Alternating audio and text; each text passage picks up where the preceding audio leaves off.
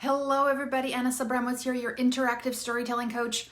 Today's session is going to be very short, very punchy, but also about something that's very important to a lot of us developers and freelancers, and it is how to get clients. How do we actually get clients? And this is an excellent question, I think, because I've heard it a lot, and obviously as somebody who's been doing this freelancing thing for the past decade, I've had some of the same questions.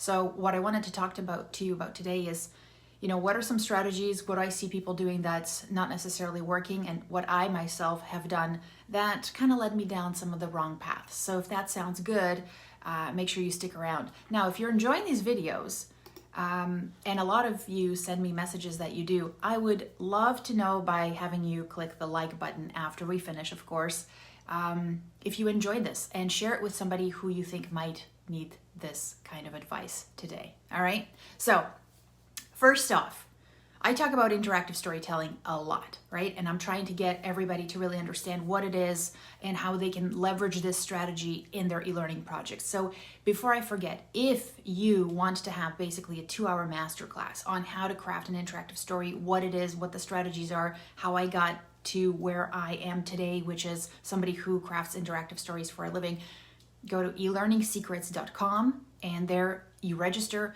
I'm also running a couple of live ones very, very soon. Still got to set that up.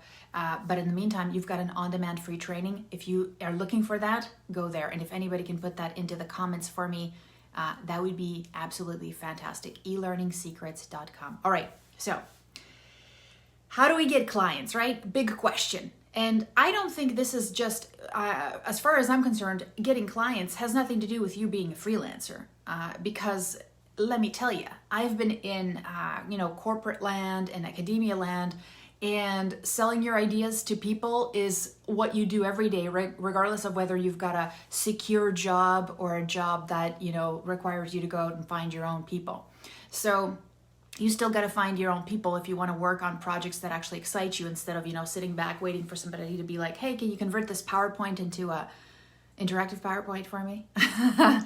So one of the things that I find that's not working is this idea, hey, thank you, Luke, is this idea that, and this is our world, right? You live in your world, in your bubble. We have this L&D world and on LinkedIn and on YouTube and on Facebook, right? And one of the things that I find people doing to get more work is to try and get more popular with their peers. Now, to me, initially that really made sense, right? I was like, yeah, of course, if people know you, right? And you're making connections with people that are basically vying for the same positions and job as you. And what you're doing is you're saying, hey, look at me, I'm awesome. And then one of the things that happens is a lot of us post things that are interesting to our peers, right?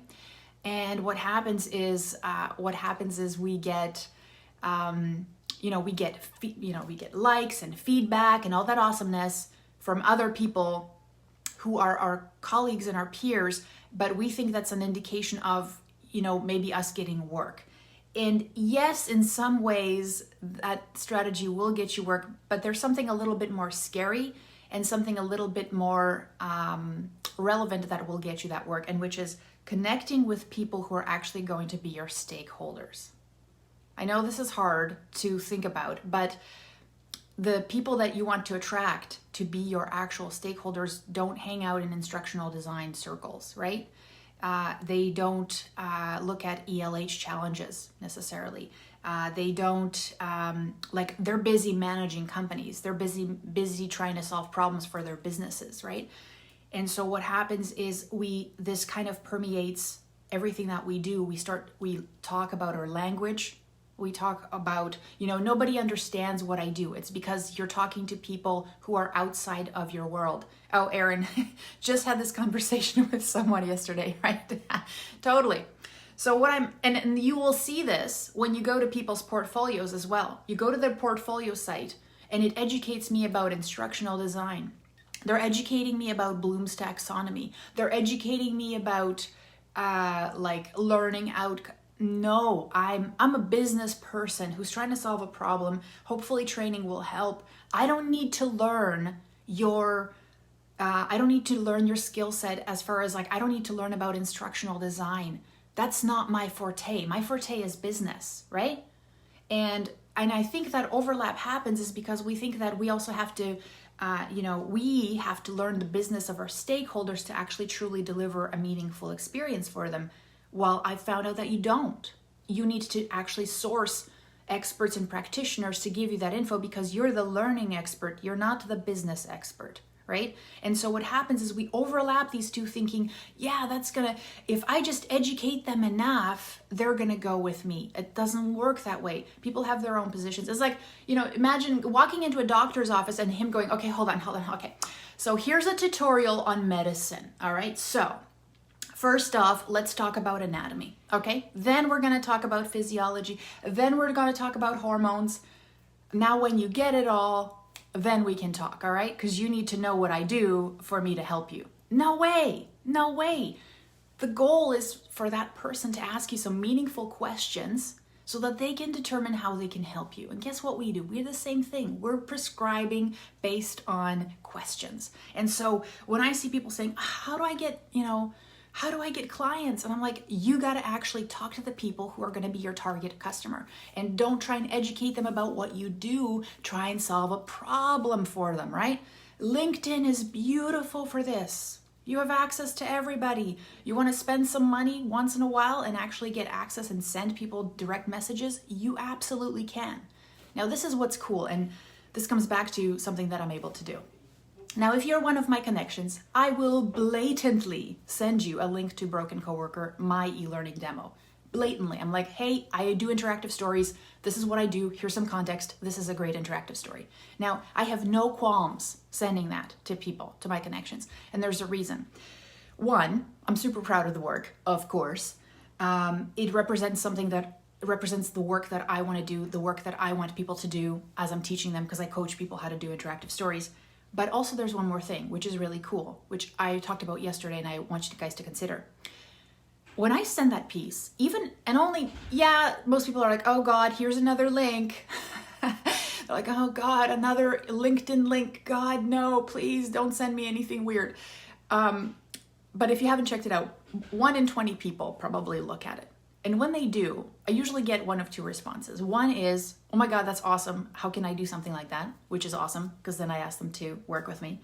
But two, the other thing is that sometimes people aren't looking for that, but the experience itself, because it's about workplace bullying, they actually come back to me and they say, that was actually really helpful. I learned something new. And to me, that's why I never have any issues sending that stuff, because I built that experience. I was my own subject matter expert there, and I worked with my partner Ryan to build it. And one of the things that we focused on is, I knew there was always, this is 10 years ago that we built it now, there was nothing that was not focused on the bully. It was always about, the bully is the person who, it's always like the boss, and you're always in this position of weakness, and you're just hoping they're going to figure out how to fix themselves, or HR is going to help you, right? And what I wanted to do is I've been bullied at work. Most of those experiences in there are either mine or Ryan's, or ones that we've seen other people experience. And so what I wanted to create is a piece that would help the individual realize that they have some control. And that's a lesson that I learned for myself, right? So when I send that out, I know it's going to solve a problem for somebody. Not everybody's going to love it. That's totally cool.